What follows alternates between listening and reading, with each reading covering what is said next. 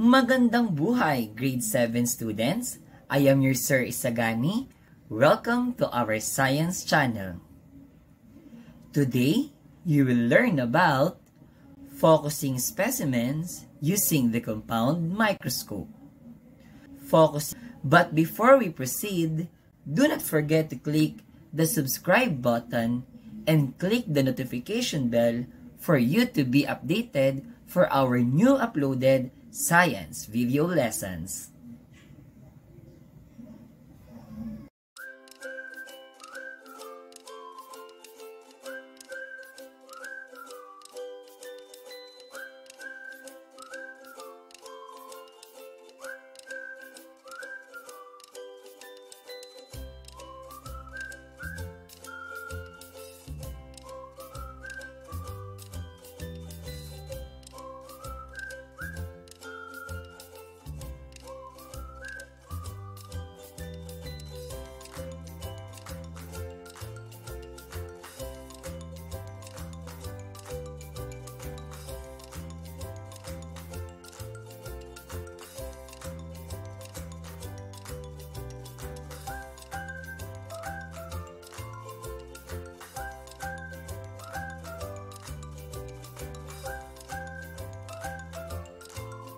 I hope you have learned a lot from this lesson.